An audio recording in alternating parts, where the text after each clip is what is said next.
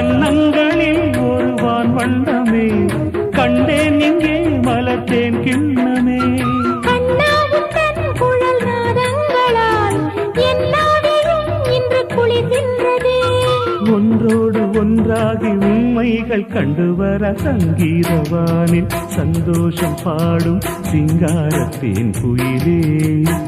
இந்த ஏகாந்த வேளையில் மௌனங்கள் தேடும் என் காதல் பூ